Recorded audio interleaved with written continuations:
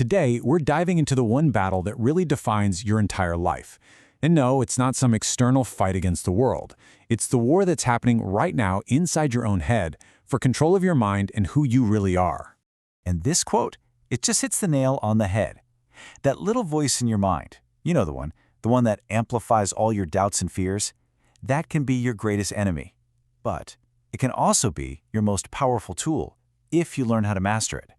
Seriously, think about this for a second.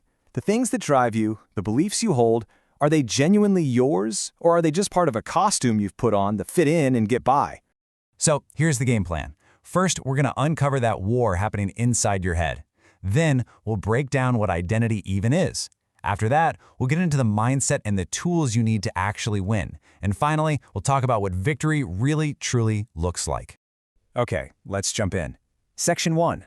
The war inside your head. We're going to look at why your brain's basic programming, which is all about survival, is often the very thing holding you back from success. This is Self-Sabotage 101, right here. You know that feeling when you have a big project and suddenly you feel this massive urge to procrastinate? Well, that's just your ancient survival brain kicking in, trying to keep you safe in your comfort zone. The problem is, in today's world, that same instinct just keeps you stuck. And this is the real kicker. We hear that inner voice of fear and doubt, and we just assume it's telling the truth. We take those insecurities and we think, yep, that's me. But the very first step to winning this war is realizing those thoughts, they aren't facts. They're just suggestions from a mind that hasn't been trained yet. So if you're going to win this war, you have to understand the battlefield. And that battlefield is you. In Section 2, we're going to deconstruct identity and look at the hidden forces that shape who you think you are, using some ideas from the psychologist Carl Jung. Jung had this term, the persona. Basically, it's your public face. It's the version of you that's polite, that fits in, the one you put on for work or for social media. It's a useful tool for sure, but you have to remember, it's not the real you. It's just a mask. And then you've got the shadow. This is everything you push down and hide, sometimes even from yourself. It's where your fears live, your insecurities, your secret desires. But here's the crazy part. Your greatest strengths are often hiding in the shadow too, just because you're scared of your own potential. Now this is the trap where most people get stuck. They spend their whole lives thinking they are the persona, the mask. But the more you cling to that mask, the more your shadow, the authentic, messy, powerful you, gets pushed down. And that creates that little nagging feeling, that sense that something just isn't right in your life. So how do we fix this? How do we close that gap? Well, that brings us to Section 3, discipline over motivation. This is where we stop just talking about the problem and start building the mental toughness to actually solve it. This needs a total mindset shift. See, motivation is just a feeling. It's flaky. It comes and goes. If you only work when you feel motivated, you're not going to get very far. Winners don't wait for the feeling. They act first. And you know what? The progress they make creates the motivation. Denzel Washington absolutely nailed it with this one. We're all taught to be afraid of hardship, right? But the real danger, the real threat to your growth, is ease. It's comfort. Comfort makes you soft. It's the hard stuff, the challenges you tackle with discipline, that builds a mind that can't be broken. Now this is such a powerful way to think about discipline. It's not just about gritting your teeth and suffering through something. It's a mental trick, a reframe. You learn to actually enjoy doing the hard things because you know that's exactly where all the growth is.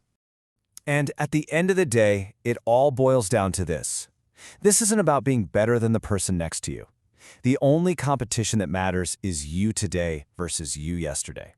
It's a fight against your own excuses, your own doubts, and that constant pull to just take it easy. All right, you've got the mindset. Now you need the tools to put it into action. Welcome to Section 4, Tools for the Top 1%. Think of these as force multipliers for a mind that's ready to work. First up, a tool for the world we live in right now.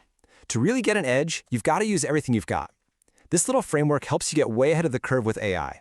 Instead of giving it simple little commands, you create what's called a master prompt. You basically teach the AI who you are, what your goals are, and how you think. Just follow these 4 steps, and you turn a generic tool into your own personal strategy partner. Winning the inner battle also means getting better at understanding the people around you. And body language gives you so much data. Pay attention to stuff like eye movements, how people use their hands, even their posture. Now, these aren't magic tricks, but they are valuable clues that can give you a real edge when you're dealing with people. But look, mastering your mind, getting all these new tools, that's not really the final goal, is it? And that brings us to our last section, the real victory. This is all about discovering that real, lasting fulfillment comes from finding something bigger than just you. This Denzel quote just cuts right through the noise, doesn't it? We spend our entire lives trying to collect stuff. Money, status, things, but none of it goes with you. This simple truth just forces you to ask, what's a successful life really about? So the ultimate shift in how you see the world is this. The goal isn't to get more stuff, it's to contribute. The true measure of your life isn't going to be what you owned, but the impact you had on other people. And here's the beautiful paradox. We think helping others is selfless, right? But it's actually the greatest source of fulfillment you can ever find. That feeling you get from genuinely making someone else's life better? No amount of money can ever buy that. That is the real win.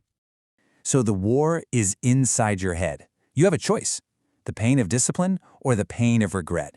You have to pick one. You are the one in control. So, what story are you going to tell?